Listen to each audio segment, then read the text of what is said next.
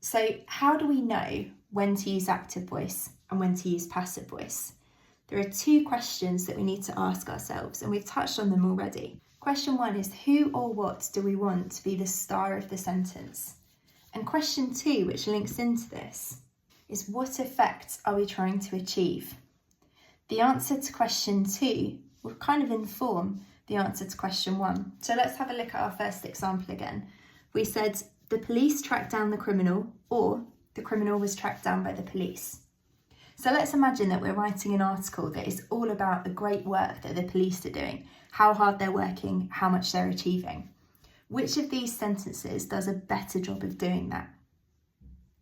I would say it's the first one, because the first one focuses on what the police are doing. They're the active participants in this sentence. On the other hand, if I was writing a biography of a famous criminal, and everything I was writing about were things that criminal did and things that happened to him or her, the second sentence might be more effective. I want the criminal to be the star of the sentence. I want to focus on everything that's happened to them. They were a victim of being tracked down by the police. So let's have a look at the second example then. Imagine that I'm writing a persuasive piece where I'm arguing that online safety and critical thinking needs to be taught in school. Which of these two sentences will be more effective in arguing that we should be teaching online safety in school and critical thinking in school? I would argue possibly the second one. And my reason for that is that in the second one, the thousands of people are like the victims. They're being tricked by the AI deepfakes. If I want the effect to be emphasising how many people are being impacted, it's much better to make the focus the victim and the thousands of people. And then let's look at our third example. If I was writing a non-chronological report or a piece for a science textbook that was arguing why the sun is so important, which of these two sentences does that most effectively?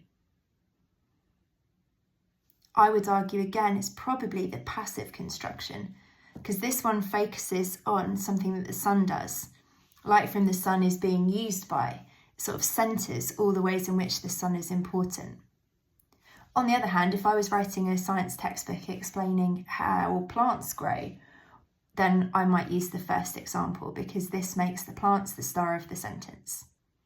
So to finish, let's have a look at two final examples that you can have a go at on your own. Now remember, whenever you're deciding if you want to use passive or active voice, you need to ask yourself, who or what do you want to be the star of the sentence, and what effect are you trying to achieve? So here's our first example. Imagine you're writing a persuasive speech in which you're arguing why all roads should have a 20-mile-per-hour speed limit. What you're going to have a go at doing is writing two sentences, one using active voice, one using passive voice. Your verb is injured, and the two subject objects to include are speeding drivers and innocent pedestrians. So have a go at writing an active sentence and a passive sentence using these three, and then decide which one would be most effective in achieving the goal up here. And then your second example, I'm writing an information leaflet about the benefits of healthy eating. So we're going to include risk of heart disease, reduced as our verb, and then a healthy diet. So have a go at one active construction, one passive construction, and then decide which one is most effective in achieving our goal here of highlighting the benefits of healthy eating.